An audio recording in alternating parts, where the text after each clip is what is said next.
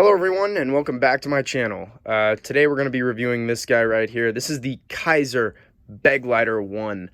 Now this knife, probably more than any knife I've reviewed so far, this is one of my favorite pieces. This is actually a knife that I carry very, very frequently. So I've had a lot of pocket time with this guy. I've been able to use this guy, really put it through its paces, not only with the blade steel, but also the handle construction and just the overall construction of this guy. I'm also going to say, just so you guys know, I did not take this knife apart. I haven't yet. I'm very much so planning on it, though. I have seen some breakdowns of this guy, and he's very easy to take apart, so I might end up doing it just to kind of clean up the pivot there and stuff like that. So just so you guys know, this has got no lube in it, no nothing. This is just kind of standard what you'll get out of the box. Not necessarily out of the box, maybe with a few weeks of use, but yeah. So without any hesitation, let's go over what I like and don't like about this knife and if I can recommend it for you guys. So first off, what I like about this knife. Its size is so incredibly good. It is probably on the smaller side of what I would carry. It's probably the smallest knife I would carry. But with that being said, I mean, this guy is no pipsqueak. Here it is next to the PM2. You guys can see the PM2 is just slightly longer, and that's mainly because the PM2 has that very long handle. But you guys can see if you put the blades up next to each other, you're actually getting a little more blade out of the Kizer Begleiter, so that's kind of funny. But this guy's size is just really perfect. I think it's coming in at about 8 inches, maybe slightly longer than that, maybe 8 inches and some change. I always give you guys a ballpark estimate just because I don't have a tape measure on me, unfortunately, so what I get is usually from Blade HQ and stuff like that. But this knife is honestly a really perfect size for most people, whether you have a large hand or a small hand. As you guys know, I have kind of a larger size hand. Again, I guess, weird flex, but I can palm a basketball, so if that helps. You guys can see here, though, it is just barely perfect. So that's really good, though, is just the size is really good, especially for EDC.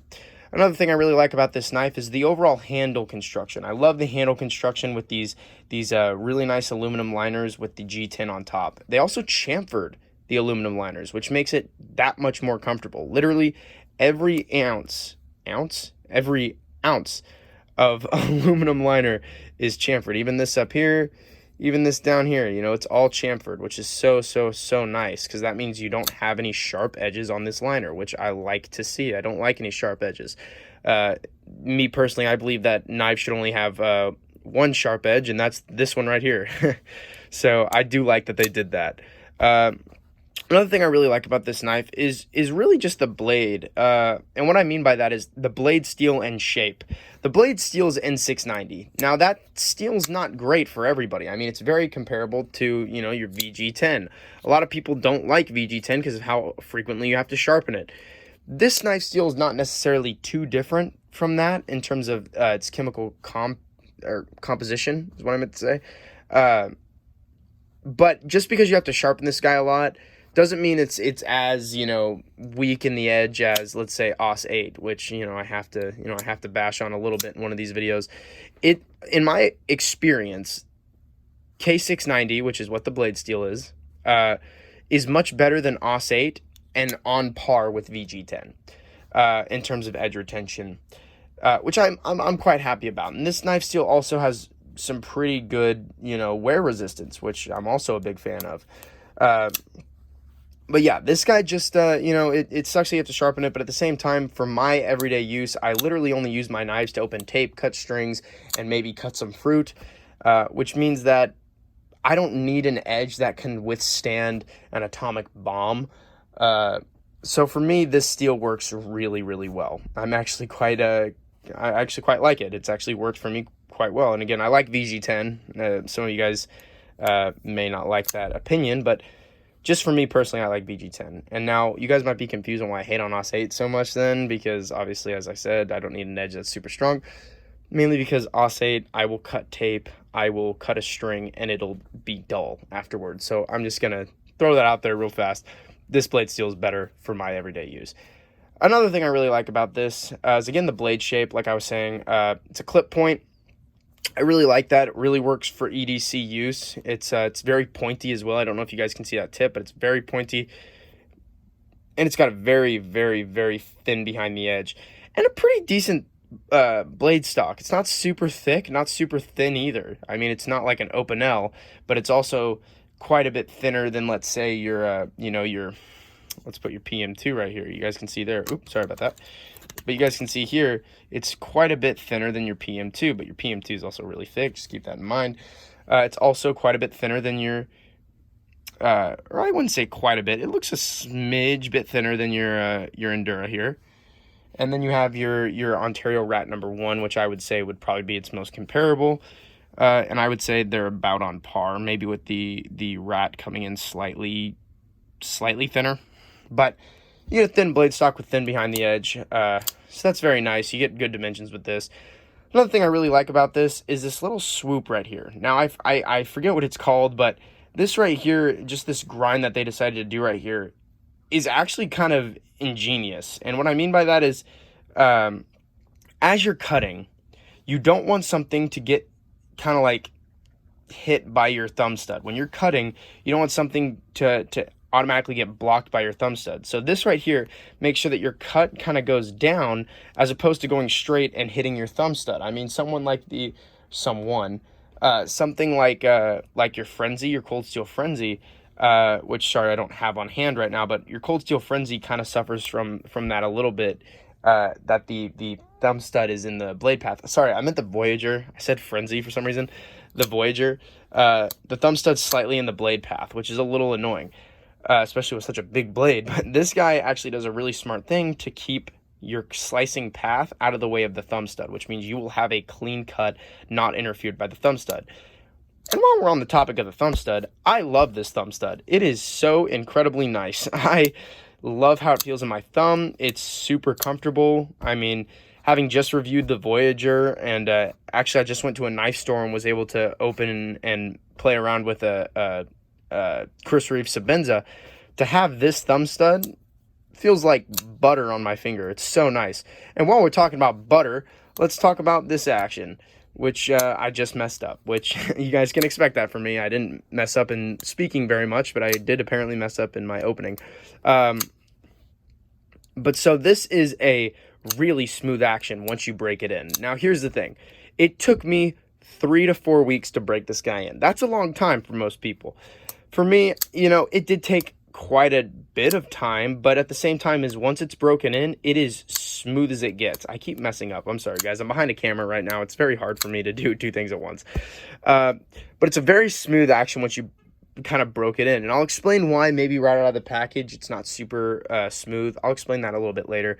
But anyways, I'm also going to talk about the pocket clip here. This is very, very nice deep carry pocket clip with embedded screws. So the screws are not sticking up at all, which means you get a very smooth entry for your pocket. I appreciate that. It's also not super duper tight. It's pretty loose. I'm sorry, guys. I'm trying to show you here. It lifts up, which means it's not super tight, which means this is a good in the pocket and out of the pocket. It's very smooth, very nice. And then I'm also going to talk about the liner lock here. The liner lock has absolutely zero lock stick. I haven't had lock stick on this knife since I've owned it. And I'm talking from the beginning to now. I've never got lock stick on this guy, which is incredible. I mean, this is a liner lock. I feel like liner locks get lock stick pretty easy, as opposed to like your compression lock or your frame lock. But this guy literally was so smooth to open when I first got it, and still is to this day. It is just such a smooth liner lock, and I love that. And it locks up about, I'd say, 25 to 45%, which is perfect. Honestly, it's just perfect. Now, the final thing I'm going to go over is real fast about the pocket clip. Sorry about that. It is reversible. So this is a left or right hand carry. And since the thumb studs are on both sides, it's fully ambidextrous, other than your liner lock kind of favors right hand users. But still, it could be a left hand user if you wanted it to be. Anyways, now on to my final good part about this knife. This guy has such a good looking design. Between the black blade, the sick G10 with the kind of silver accents, and this little like blue ring, this blue anodized aluminum that's right around the pivot here on both sides. By the way, they did it to both sides, which I love. It's just phenomenal. I love how it looks. This knife is so good looking, and it's just with how thin it is, with how cool this looks. Like, this is just an overall really, really cool design. I love it. Now I'm going to go over what I don't like about this knife. And there's only about a handful of things, but unfortunately, they do kind of put this knife a little down for me. Now, first off, I'm going to go over kind of the grip. The grip is comfortable with the G10. What's not comfortable is how far back they milled this out. And what I mean by that is they put a cool finger groove here, which is really useful, especially on this side. They did a really good job on this side. This side's a little too far down for me, and my finger wants to fall in there. But I find that my finger is really, like, kind of pinched back, and it gives for a little bit of an uncomfortable grip. It feels a little too thin in my hands. And thin this way, not necessarily this way. This way, I feel like it's actually pretty good sized. It's this way that's a little thin for my hand. It's just, I have kind of bigger palms, so it's just really weird for my hand to carry this knife. Another thing I really don't like about this knife, and this is something that actually I was referring to earlier with the blade and why this thing comes out of the box pretty not smooth. This black washed blade, or gunmetal gray washed blade, whatever you want to call it, makes this knife super unsmooth when you first get it. And that's because obviously you have the paint rubbing against the phosphor bronze washers, which you guys can probably see in there. I don't know if you can. Let me get some light in there. I'm going to clean this guy up. That is nasty. But you can see the little phosphor bronze washer in there. The phosphor bronze rubbing up against the paint makes it just really, really hard to open. It's very stiff for some reason, which kind of sucks, but it wears in eventually, so it's not too bad. But again, it's just a little annoying. And just this blade being painted in general, it's going to chip. The paint's going to chip. It's going to scratch. It's just going to not look great eventually, like later down the line once you get some use out of it. Luckily, mine's kind of stayed relatively clean, which I'm happy about. But obviously, I don't absolutely abuse this knife because this knife's more just an EDC, not something I would carry to a construction job. Another thing I'm not a huge fan of on this knife, some people might disagree, some people probably do like it, but I'm not a huge fan.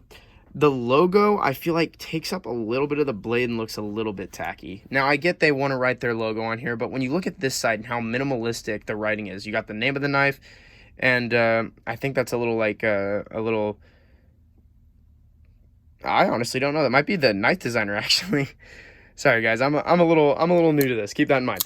But you get such minimalistic writing down here, and same with down here. You get two little minimalistic things. You get the N690, and you get the little you know, I almost said zip number. I don't know, whatever that is. You guys get it. I'm kind of my brain's not working right now, but you get very minimalistic writing, and then you just get this big, like, old Kizer that's just as big as the thumb stud right next to the thumb stud. So it just looks a little out of place, but again, not a huge deal. In fact, this one's probably on the smaller side of most of these. I mean, it's probably about the same size as the bug logo here, so it's really not a big deal. It's more just a nitpick at this point, but yeah, that's just a little bad for me.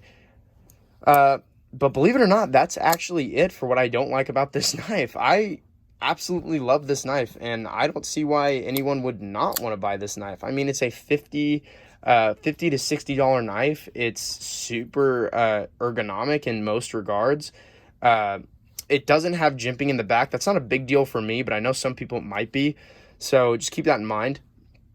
But otherwise, this guy is pretty ergonomic. I mean, other than it's a little thin, but otherwise, I mean, this G10 mixed with how long it is and stuff, it's pretty ergonomic with a very nice blade that works pretty well for everyday carry. And you get a very nice liner lock from Kizer. I mean, honestly, I like Kizer as a company. I mean, I know their pricing's a little iffy now and then, but this guy's really, really great, and I would recommend this for anybody. So honestly, if you guys are looking for a good, nice knife that you can carry every single day, Kizer Begleiter. I mean, it's just cheap enough not to worry about scratching the blade or messing up the handle, but still in that price range, that means that you can carry this every single day. So that's really, really, really nice. But yeah, so that's kind of the review of this guy. I know this was a little all over the place. I'm unfortunately in midterm week, so it's getting a little crazy up in here. But anyways, thank you guys so much for watching. Please like, subscribe, and just hope you guys have a great day. And thank you.